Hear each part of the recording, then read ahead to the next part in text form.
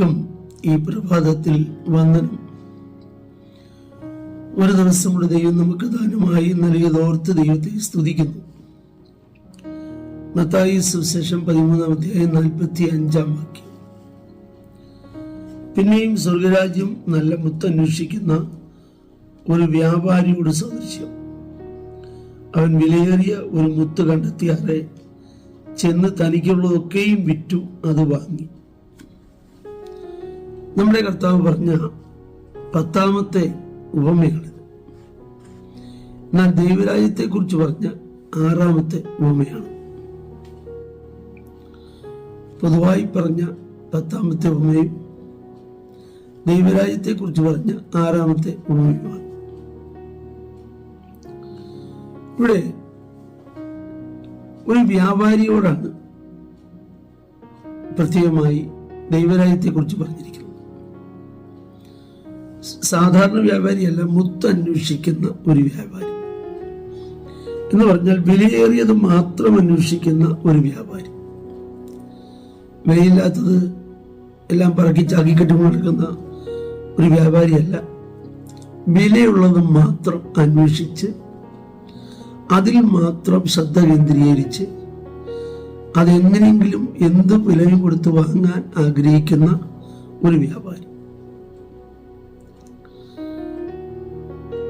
അപ്പോൾ ഈ വ്യാപാരിയെ കുറിച്ച് നമ്മൾ മനസ്സിലാക്കുമ്പോൾ ഈ മനുഷ്യൻ മുത്ത് കണ്ടെത്തി. തന്റെ അന്വേഷണം മുത്തായിരുന്നു, അത് തന്നെ കണ്ടെത്തി. പക്ഷേ കണ്ടെത്തിയിട്ട് അത് വാങ്ങാൻ താൻ നല്ല വില കൊടുക്കേണ്ടി വന്നു. ആ ഒരു മുത്തിനു വേണ്ടി തനിക്കുള്ളതൊക്കെയും വിൽക്കേണ്ടി വന്നു. അപ്പോൾ തന്റെ സ്വത്തിന്റെ നഷ്ടത്തെക്കാൾ മുത്തിന്റെ ലാഭമാണ് താൻ നോക്കിയത്. സ്വത്ത് പോകുന്നത്, എല്ലാ സ്വത്തും പോയാലും അതൊരു നഷ്ടമായി ഒരുപക്ഷെ തോന്നാം. എന്നാൽ ലഭിക്കാൻ പോകുന്ന മുത്തിന്റെ വില ഓർക്കുമ്പോൾ ആ നഷ്ടമായി തോന്നുന്നില്ല. പൗലോസ് പറഞ്ഞല്ലോ, എനിക്ക് ലാഭമായിരുന്നൊക്കെയും ഞാൻ ഛേദമെന്ന് എണ്ണുന്നു. പിന്നീട് ഒരിക്കൽ പൗലോസ് പറയുന്നത്, എന്നിൽ വെളിപ്പെടാനുള്ള തേജസ് വിചാരിച്ചാൽ ഈ കാലത്തിലെ കഷ്ടങ്ങളൊന്നും സാരമില്ല എന്ന് ഞാൻ എണ്ണുന്നു. അപ്പോൾ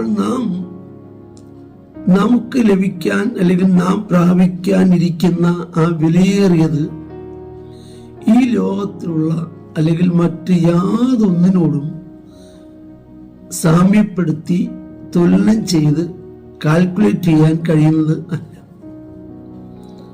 അതിന്റെ വിലയോട് ലോകത്തുള്ള ഒന്നും ഒക്കുന്നതല്ല. അതാണ് അതിന്റെ പ്രാധാന്യം. അപ്പോൾ ഇവിടെ ഈ വ്യാപാരി മുത്ത് കണ്ടെത്തി എന്നുള്ളത് സത്യമാണ്.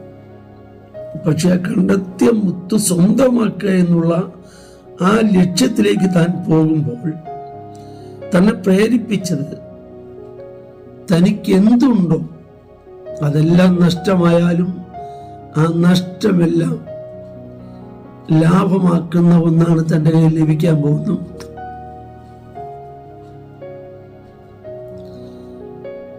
ദൈവത്തിന്റെ ഉന്നതമായ വിളിയാൽ വിളിച്ച് വേർതിരിക്കപ്പെട്ട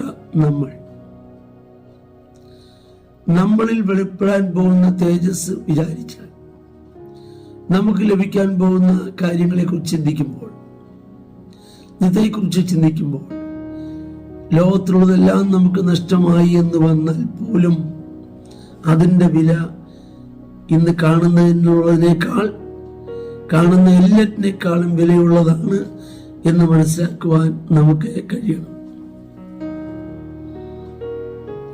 നമ്മുടെ കർത്താവിനെ കുറിച്ച് നമ്മൾ അങ്ങനെയാണല്ലോ ഇബ്രാഹിം വായിക്കുന്നത്. തന്റെ മുമ്പിൽ വെച്ചിരിക്കുന്ന അതോർത്ത്, അല്ലെങ്കിൽ മുമ്പിൽ വെച്ചിരിക്കുന്ന പ്രത്യാശ ഓർത്ത് താൻ എന്ത് ചെയ്തു? താൻ എല്ലാം സഹിച്ചു എന്നാണ് നാം വായിക്കുന്നത്. അപ്പോൾ തൻ്റെ മുമ്പിൽ വെച്ചിരിക്കുന്ന ആ ലക്ഷ്യപ്രാപ്തിക്ക് വേണ്ടി കർത്താവ് എന്ത് ചെയ്തു? അപമാനം അലക്ഷ്യമായി കണ്ടു. അപമാനം സഹിപ്പാൻ ഏൽപ്പിച്ചു കൊടുത്തു. ആയാൽ എന്ത് നമുക്ക് നഷ്ടമായാലും പൗലോസ് ഒരിക്കൽ പറഞ്ഞു, hold on what is eternal. നിത്യമായതിനെ പിടിച്ചുകൊള്ളുക.